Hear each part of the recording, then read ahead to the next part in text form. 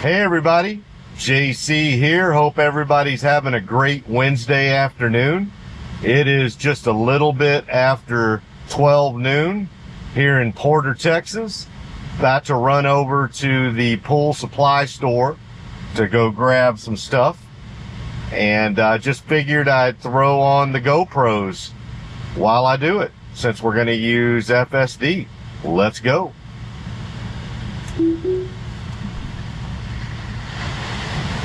All right.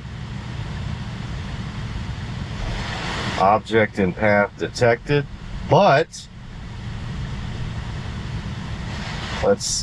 there we go. Awesome. So I will tell you, that is definitely one thing that, and it's a very, very small thing, but one thing that I have noticed here in the last small handful of days, maybe 2 to 3 days, is that FSD is having a much better time, easier time leaving my driveway. I think I've told y'all this before, but I have a couple of things with my home driveway that has just given FSDs a few fits from the start of a drive. And I think it's 3 things. Number 1 is that FSD in its current version, 13.2.9, already is just almost like it's a different stack for the very beginning of an FSD drive, like say the first 5 or 10 yards. And then once it gets into a parking lot for the very last 10 to 20 yards of that drive, it's almost like the very beginning and the very end of an FSD drive. It's almost like it acts like it's a completely different software version, a different stack. I know it's not, but, and I've seen some folks talk about this on X as well. Again, it's just one of those things that Tesla's working on. Obviously, we got version 14 sometime imminent, maybe today, maybe this week, we don't know. But that'll be, maybe that is something that will be part of version 14 that'll help out as that beginning and ending of trips. But nonetheless, I wanted to throw that out there as the first thing is, regardless of your starting point or your ending point, that seems to be one of the areas that is still kind of hit or miss, at least with the version that I'm on, which is 13.2.9. So that's one thing. Second thing is that my driveway has a fairly sizable hump right at the end of it. And when I say sizable, I don't mean like it's a speed bump, but it's a good 9 inches of a hump. And we got a pedestrian. Let me put a cork in that for a second. We have a pedestrian that is walking across. You may be able to see him directly to our left. Okay, well, he stopped anyway. Okay. Did not have to deal with the pedestrian. But yeah, so there's a pretty sizable hump at the bottom of my driveway. That has always kind of given FSD some fits at the beginning and end of it. Just does not want to go up into my, at the end of a trip, it generally doesn't go up into driveways anyway. It kind of goes kind of like you would with a robo-taxi up to the side, you know, basically in front of the home like it should. So I'm not as big, I don't call it out as much at the end of a trip, because I don't think 13.2.9 is necessarily programmed for that anyway. It doesn't have destination alternatives at this point. Maybe version 14 will have that as well. But definitely at the beginning of a trip, sometimes has a little bit of issue getting started, and so I have to push the accelerator. Oh, there goes the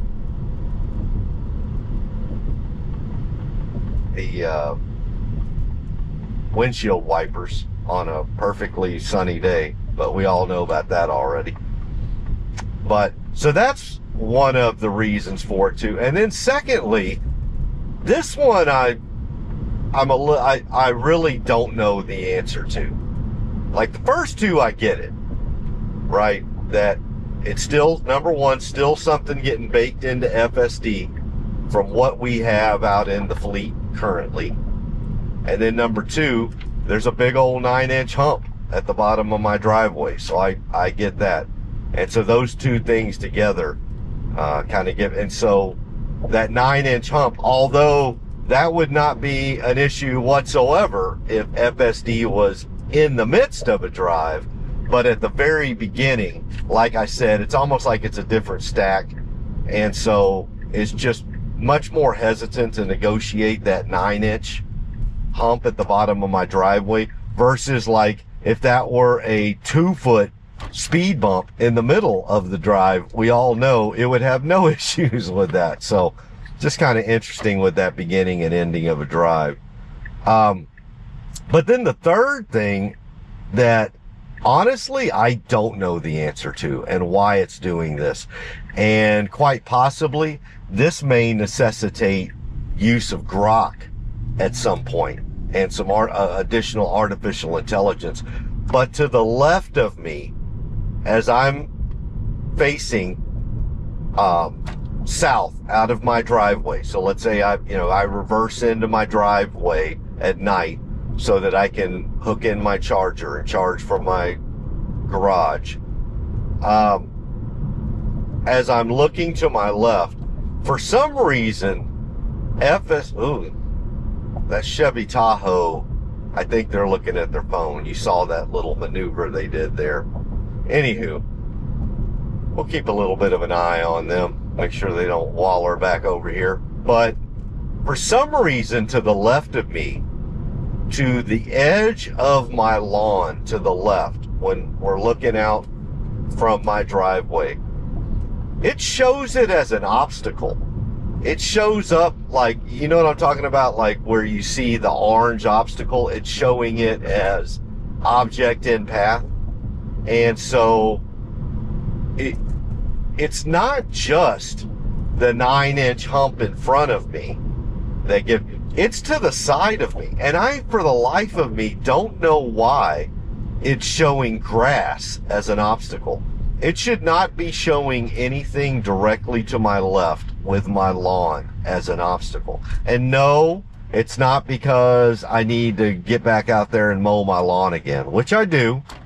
But regardless of whether I have mowed my lawn recently or let it go for a week, it just always shows it as that orange haze of an obstacle.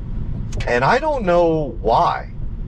It's something with the left side of the lawn to my left as I'm facing out from my house that FSD just currently thinks is an obstacle, and that it actually is an obstacle that protrudes over to my driveway. And so I don't know if that's something that as FSD gets better with version 14, it will all of a sudden notice that no, that grass to your left is not an obstacle. It's just like that grass right there and just like that grass right there. Or if it's something that, with a grok integration, one of those things where maybe FSD isn't completely dialed in with something that we as humans know is not an issue. And through grok, we can then inform FSD better about something. I don't know. Kind of like the same way we do with Google Maps. You know what I'm talking about? So when we see that Google Maps has an obvious error in their mapping, a place that we go by, multiple times per day or per week, but Google Maps is either wrong or just old, not caught up. And so what you can do is you can take a snapshot, take a picture or even a video of that specific area. You can send that to Google Maps and write up, give them a little write-up. And what I've seen, I think I did that 3 times back in the day. And when I say back in the day, in the last couple of years. And they're not quick, but they get it updated. I think I noticed that within a couple of weeks, Google Maps had updated that. So they do rely on crowdsourcing, if you will. Peer-to-peer crowdsourcing on Google. So if you see, just so y'all know, for those of us that sometimes we get some mapping data issue with Tesla FSD and Google Maps, if that's a repetitive issue, if you've got time, go back out there and take pictures and videos of it and send it to Google Maps. Because generally speaking, that's a Google Maps issue. Most of the mapping issues are Google Map issues. Take a picture of it. Take a video of it. Drive around it and show them that, hey, you got it wrong. And Google Maps will update. Like I said, it won't be lightning fast. Don't check your Google Maps the next day. But what I've noticed is that within a couple of weeks, it just all of a sudden just gets they don't send you like a return email, like thank you or anything. They do it. All right, we're in the parking lot of Leslie's Pool Supplies. Let's see what we do. We make an immediate right here. Let's see if it's going to keep going here. Let's just see what we do in the parking lot. Got plenty of parking spots here. What are we gonna do?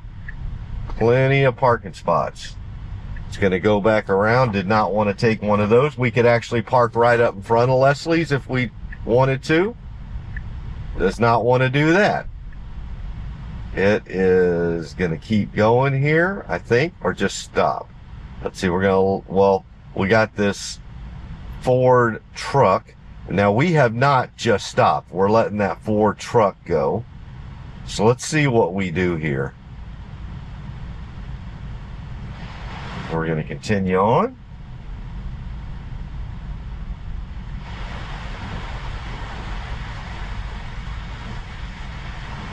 I don't know if yep, it just stopped. So I'm going to go ahead and circle back around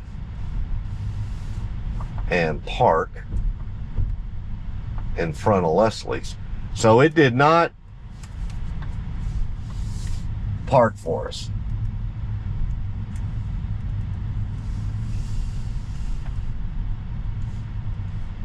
Okay, Lexus, this is a two-way, brother. Lexus thought because he's driving a Lexus, he gets the whole road. All right. There we go. All right. Well, I'm going to run on inside. I got to go get some pool supplies, and then we'll be back on the road in just a little bit. Bye, everybody. See you in a little bit. All right, everybody. All done at the pool supply store. Let's head on home. All right. Push the little blue button. Put on the rear camera.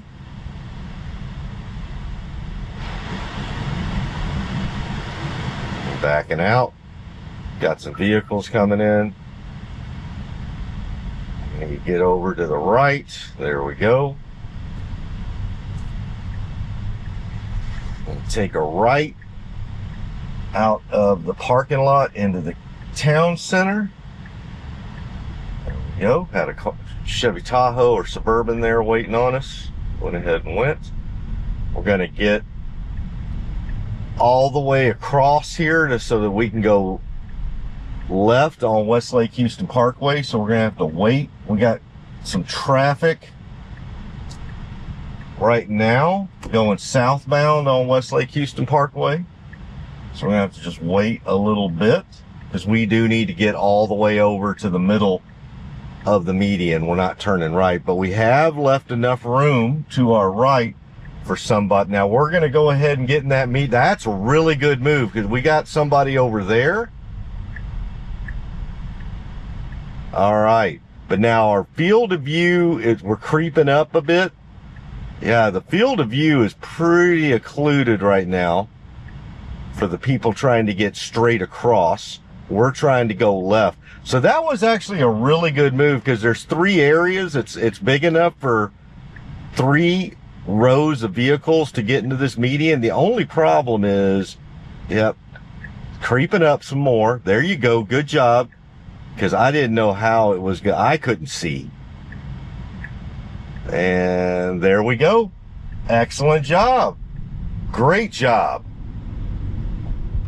That was a fantastic job using the median, the turning median, to get all the way across. So as you can see, we had we had 3 vehicles already in the median.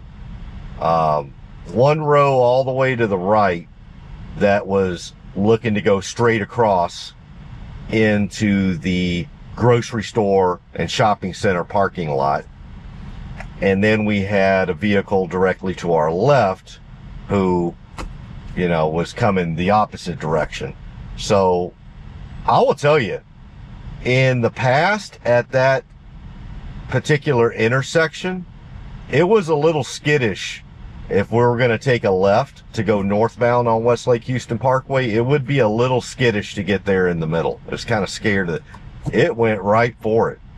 And one of the reasons you could see why it may have been skittish in past versions or in, you know, past days is because your field of view is just pretty bad right there in the middle. You really got to creep up a bit in order to see the traffic in that leftmost lane on the northbound side. All right, we had a Explorer kind of come out a little bit wide there. Not too bad.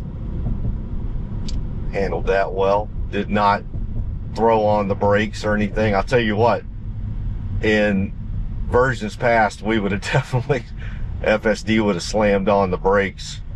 That was not an Explorer. That was I think that was a 4Runner. But, so yeah, the only thing about the drive to the pool supply store was that it didn't pick a parking spot. But again, we already know that this is version 13.2.9 to remind everybody again, parking functionality is not baked in. It may happen. It may emerge. But generally speaking, and this is really to borrow a phrase from Homar's catalog, Homar's blog, is I think it's just trying to get out of the way. I think with version 13.2.9, I don't necessarily think that FSD is really trying to park. I think it is trying to get the hell out of the way as much as it can of any other vehicles in the parking lot. Because there were clearly some open parking spots it could have taken. And it had its mind set on getting back to the front. Almost like a robo-taxi. It was really acting a lot more like a robo-taxi that wants to drop you off in front versus actually park for you.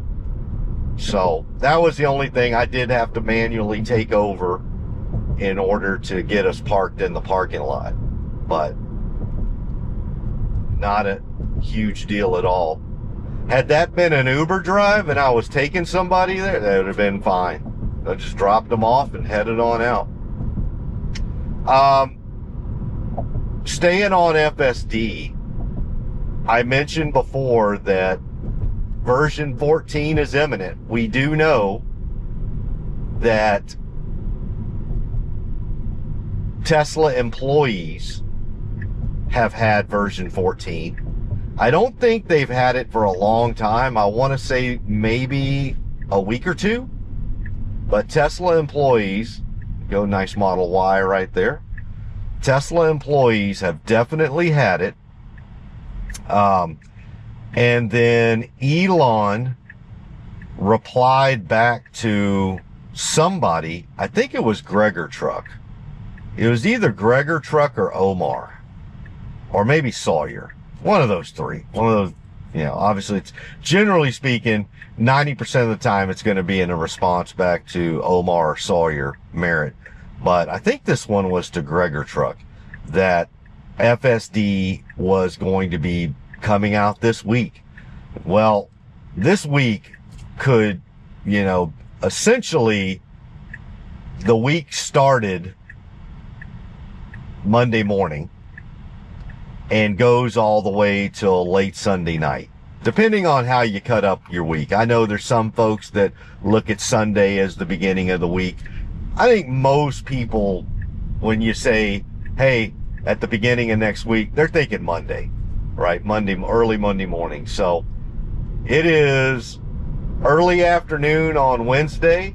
I am not aware of any Tesla customers with version 14 on their vehicles as of yet. So again, we're not even midway through this week. So it would be great if it came today. My guess is that probably sometime between tomorrow and Saturday. I know Tesla loves to do things on a Thursday night. I don't know what it is, but although it was interesting, they did something really cool on a Tuesday night, last night. As many of you probably already know, Tesla has launched the Model Y Performance here in the United States, and they did it last night. And if you got your order in before midnight last night, you qualified for the federal tax credit, you got $7,500 off of it. Now, in order to you had to get your order in before midnight, and obviously you needed to pay that credit, through your credit card, pay that $250 fee. But as long as you did that, and it was all before midnight, and you qualified, right? So you obviously got to qualify from an income standpoint. Then you could get $7,500 off, and there were a ton of free options, like basically any paint. That's a second one. Any paint that you chose was free, so there was no increase for any particular paint color. And I believe there were several other options that were free, probably to keep the price under that federal tax credit cap. So that was really, really cool. I did not pull the trigger. I know that's going to be the first question folks ask. I did not. Again, and hopefully this doesn't come off as pompous. I do not mean it to, but my wife and I, we are very, very fortunate. God has blessed us significantly. And so, went out on me.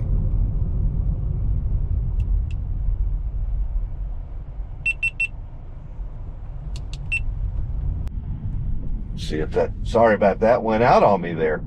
God has significantly blessed us, so I do not qualify for the federal tax credit. So really, that's I want folks to take advantage of that if you're able to qualify, but that's just not a deciding factor for myself.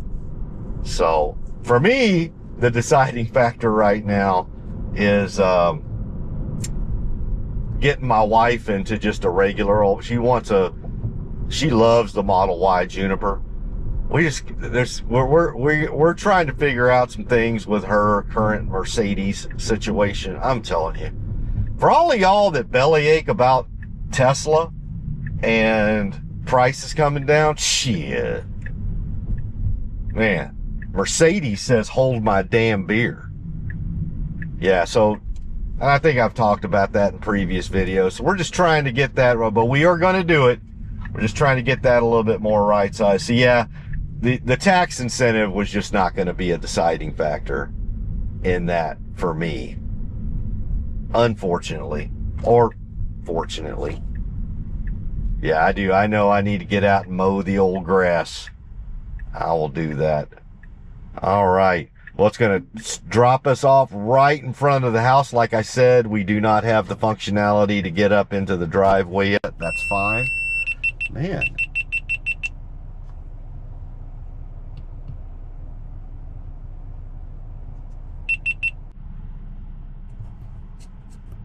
I don't know what's going on with my middle camera right now. It just keeps wanting to go out on me. But I guess it's ready to go ahead and call it a day. So yeah, let's go ahead and wrap this thing up then. I think my GoPro's talking to me.